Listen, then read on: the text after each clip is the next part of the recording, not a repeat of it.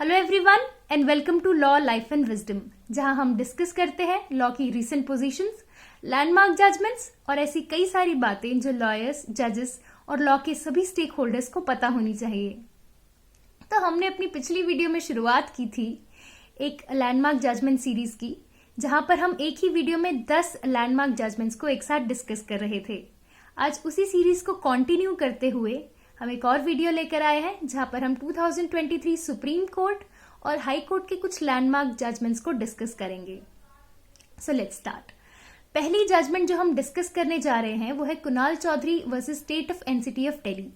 मान लीजिए आप डिस्ट्रिक्ट एंड सेशन जज बनते हैं और आपके आगे पहला मैटर आता है 498A का, जहां हस्बैंड ने वाइफ पर क्रूएल्टी की है और ऐसे केस में अब आपको हस्बैंड को एंटीसिपेटरी बेल देनी है।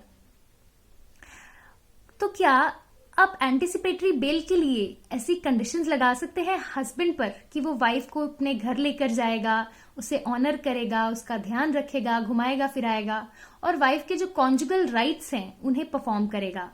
तो इसे क्लैरिफाई करते हुए इस जजमेंट में ऑनरेबल सुप्रीम कोर्ट ने ये कहा कि ऐसी लगाई गई कंडीशंस किसी की पर्सनल लिबर्टी को ब्रीच कर सकती हैं, इसीलिए कोर्ट्स को प्रीचर नहीं बनना सोसाइटी के लिए, बल्कि न्याय देना है।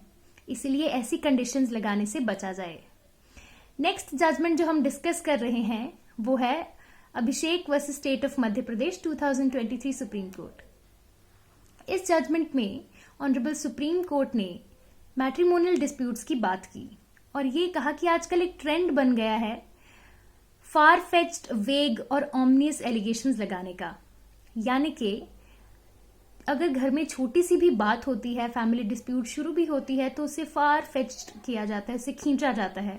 अगर एक भी मेंबर ने थोड़ी सी क्रूएलिटी की है तो उसे बढ़ा चढ़ा कर दिखाया जाएगा, ये बताया जाएगा कि सभी मेंबर्स ने क्रूएलिटी की है। तो ऐसे एलिगेशंस लगा दिए जाते हैं जो कि बेबुनियाद होते हैं या फिर स्पेसिफिक नहीं होते। तो इसीलिए एडवोकेट्स और पार्टीज ऐसा करने से बचें और इस ट्रेंड को आगे बढ़ने से रोकें। हालांकि सुप्रीम कोर्ट की पहले भी कई जजमेंट्स आ चुकी हैं जिनमें कोर्ट ने ये कहा है कि अगर कोई स्ट्रांग प्राइमा फेसाई मैटर नहीं है, कोई स्ट्रांग एविडेंस नहीं है, तो 498A के मैटर्स में और डोमेस्टिक वायलेंस के मैटर्स में जो हस्बैंड की फैमिली है उन्हें ट्रायल्स में घसीटने से बचाया जाए। हमारी नेक्स्ट जजमेंट जो हम डिस्कस करेंगे SK and others versus state of Maharashtra Bombay high court, वो इस जजमेंट से थोड़ी सी ऑपोजिट है। यहाँ पर ऑनरेबल बॉम्बे हाई कोर्ट ने क्रूएल्टी की ही बात की है और ये कहा है कि अगर इन-लॉज दूर भी रहते हों, यानी कि जो वाइफ है और हस्बैंड है उन दोनों के साथ नहीं रहते, तभी भी इन-लॉज की फैमिली जो है वो क्रूएल्टी कर सकती है। क्रूएल्टी पॉसिबल है क्योंकि आजकल सोशल मीडिया का जमाना है, फोन कॉल्स हैं और बहुत सारी ऐसी चीजें जिनसे मेंटल क्रूएल्टी पॉसिबल है। इसीलिए ये फैक्ट निगेट नहीं किया जा सकता कि अगर मैट्रिमोनियल होम से लड़की दूर है तो उस पर क्रूएलिटी नहीं होगी। क्रूएलिटी बिल्कुल पॉसिबल है। नेक्स्ट जजमेंट जो हम बात करेंगे जिसके बारे में आज, वो है रमेश भाई दानजी भाई Solanki versus state of Maharashtra Gujarat high court 2023। मान लीजिए एक हस्बैंड है, वो अपनी वाइफ पर बहुत ज्यादा क्रूएल्टी करता है, उसे टॉर्चर करता है। वाइफ उससे तंग आकर डिवोर्स ले रही है और हस्बैंड बहुत खुश है इस बात से कि अब उसका पीछा छूट रहा है। तो क्या ऐसे में उस वाइफ के पास न्याय लेने के लिए कोई रेमेडी नहीं है? क्या वो वाइफ डिवोर्स लेने के बाद, यानी कि जब वो एक्स वाइफ बन चुकी है, वो 498A का केस अपने हस्बैंड पर कर सकती है? तो इसे क्लैरिफाई करते हुए गुजरात हाई कोर्ट ने कहा कि बिल्कुल कर सकती है, लेकिन सिर्फ उन्हीं मैटर से रिलेटेड सूट फाइल की जा सकती है जो कि मैरिज जब वैलिड थी, जब सस्टेन्ड थी, तब हुए थे। यानी कि अगर मान लीजिए 2 साल पहले डिवोर्स हो चुका है, उसके बाद भी हस्बैंड आपको परेशान कर रहा है, तो उन मैटर्स के लिए आप 498A नहीं लगा सकते। मैरिज जब सस्टेन्ड थी उस समय जो जो क्रूअल चीजें आपके साथ हुई हैं उनको लेकर आप बिल्कुल कोर्ट आ सकते हैं और 498A का केस कर सकते हैं। राजन वर्सेस स्टेट ऑफ मध्य प्रदेश में honourable Madhya Pradesh high court ने पॉइंट आउट करते हुए ये कहा है कि आजकल मैट्रिमोनियल डिस्प्यूट्स में 5 केसेस का पैकेज आ रहा है, जहां पर मेंटेनेंस, डोमेस्टिक वायलेंस, क्रूएल्टी और हिंदू मैरिज एक्ट की क्रूएलिटी, ऐसी सारी कई चीजें लेकर डिवोर्स फाइल किया जा रहा है। यह एक ट्रेंड बन गया है 5 लॉज का पैकेज लेके आने का, लॉयर्स के लिए भी और पार्टीज के लिए भी। तो ऐसा करने से बचा जाए। इंडिया में डिवोर्स रेट धीरे धीरे बढ़ रहा है। हालांकि फैमिली सिस्टम जो इंडिया ने दुनिया को एक बहुत बड़ा गिफ्ट दिया था वो धीरे धीरे अब कम होता जा रहा है, टूटता जा रहा है। तो उस चीज को भी सस्टेन किया जाए। जो नए हमारे पास लेजिस्लेचर ने क्रिमिनल लॉज बनाए हैं उनमें ऐसे कुछ प्रोविजंस डाले गए हैं जो कि फैमिली का जो इंस्टीट्यूशन है उसे बचाने की बात करते हैं। ऐसे कौन से प्रोविजंस आपको लगे नए जो क्रिमिनल लॉज बनाए गए हैं, हमें बताइए कमेंट सेक्शन में। नारायण नारायण, हमारी नेक्स्ट जजमेंट का नाम है Narayan versus state of Kerala, Kerala high court. तो आजकल भारत में वैसे तो अगर देखा जाए तो प्रीनप्टियल एग्रीमेंट्स वैलिड नहीं है।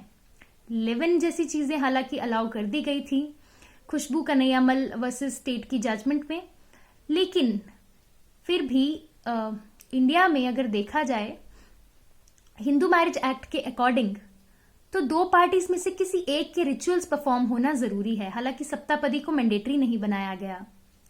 तो आजकल इंडिया में एक ये ट्रेंड भी बन रहा है कि जो कपल्स हो रहे हैं वो एग्रीमेंट बना रहे हैं सिर्फ शादी का कि हमने शादी कर ली, सर्टिफिकेट ले रहे हैं और बाद में 498A के केसेस फाइल हो रहे हैं। तो ऐसे में ऑनरेबल केरला हाई कोर्ट ने ये क्लैरिफाई किया है कि सिर्फ एग्रीमेंट्स के बेसिस पर जो मैरिजेस हो रही हैं वो वैलिड मैरिजेस नहीं है। सिर्फ एफिडेविट देकर खुद को मैरिड बता लेना एक दूसरे के साथ इज नॉट इनफ और इन्हें वैलिड मैरिज कंसिडर नहीं किया जाएगा। और ऐसे केस में 498A के जो केसेस हैं, जो सूट हैं, वो मेंटेनेबल नहीं होगी, वैलिड नहीं होंगे। नेक्स्ट जजमेंट जो हम डिस्कस कर रहे हैं वो है miss x versus state of Maharashtra 2023 Supreme court. मान लीजिए आप नए नए जज बने हैं, आपके आगे एक मैटर आया जिसमें कि सेक्शन 323 आईपीसी का मैटर है। अब आपने 323 का मैटर समझकर जो भी आपके पास प्राइमा फेसी एविडेंस थे उन्हें देखकर जो अक्यूज था उसे बेल आउट कर दिया। लेकिन अब बेल आउट करने के बाद पुलिस की इन्वेस्टिगेशन में ये आया है, डॉक्टर्स की रिपोर्ट्स में ये आया है कि जो 323 था उसी से 302 हुआ है, यानी कि जो हर्ट था, ग्रीवियस हर्ट था, उसी से डेथ हुई है। तो ऐसे केस में क्या आप उस बेल को कैंसिल कर सकते हैं? तो इसका आंसर है यस, बिल्कुल कर सकते हैं। सेक्शन 437, सेक्शन 439 सीआरपीसी में बिल्कुल एक मजिस्ट्रेट के पास पावर्स होती हैं कि वो बेल को कैंसिल कर सके। लेकिन इसमें कुछ चीजों का ध्यान रखा जाना है, वो ये कि दोनों ऑफेंस डिस्टिंक्ट ऑफेंसेस होने चाहिए और पुलिस इस केस में बिल्कुल भी मिसयूज ना कर रही हो। और अगर ऐसा है तो बिल्कुल बेल कैंसिल करी जा सकती है। नेक्स्ट जजमेंट जो हम डिस्कस कर रहे हैं वो है Mohammad Muslim versus state of NCT of Delhi. हालांकि हमने अपनी पिछली वीडियो में भी इस जजमेंट के ऊपर बात की थी और ये जो जजमेंट थी वो रिलेटेड थी सेक्शन 37 एनडीपीएस एक्ट से रिलेटेड। तो यहां पर सुप्रीम कोर्ट ने एक और बहुत इंपॉर्टेंट बात कही है और वो ये कि अगर एनडीपीएस का मैटर है और ट्रायल में अनड्यू डिले हो रहा है तो ये भी एक ग्राउंड हो सकता है जो अक्यूज्ड है उसे रिलीज करने का या उसे बेल देने का। तो अगर ऐसे में आपका कभी कोई क्लाइंट एनडीपीएस के केस में फंसा हुआ है और वहां पर अनड्यू डिले है ट्रायल होने में, तो ऐसे केस में ये ग्राउंड बन सकता है अक्यूज्ड के लिए बेल लेने का।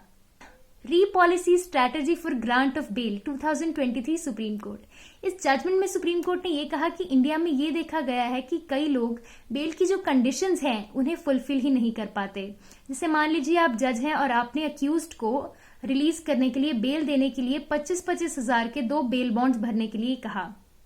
अक्यूज्ड ने एक बेल बॉन्ड तो भर दिया लेकिन अपनी फाइनेंशियल कंडीशंस के चलते वो दूसरा बेल बॉन्ड नहीं भर पा रहा। तो सुप्रीम कोर्ट ने यह कहा कि ऐसे केसेस में जो बेल देने की कंडीशंस हैं उन्हें थोड़ा कम स्ट्रिंजेंट किया जा सकता है। यानी कि अगर कोई बहुत ज्यादा सीरियस ऑफेंस नहीं है और जो अक्यूज्ड है वो सोसाइटी के लिए बहुत ज्यादा हार्मफुल नहीं है, तो ऐसे केस में 2 बेल बॉन्ड्स की जगह 1 बेल बॉन्ड किया जा सकता है। यानी कि जो कंडीशंस हैं उनको थोड़ा कम किया जा सकता है जिससे कि लोगों को बेल मिलने में आसानी हो और उनकी पर्सनल लिबर्टीज को प्रोटेक्ट किया जा सके। नेक्स्ट जजमेंट जिसके बारे में हम बात करेंगे वो है Talat Sanvi versus state of Jharkhand. इस जजमेंट में ऑनरेबल सुप्रीम कोर्ट ने यह कहा कि इंटरिम विक्टिम कॉम्पनसेशन पॉसिबल नहीं है।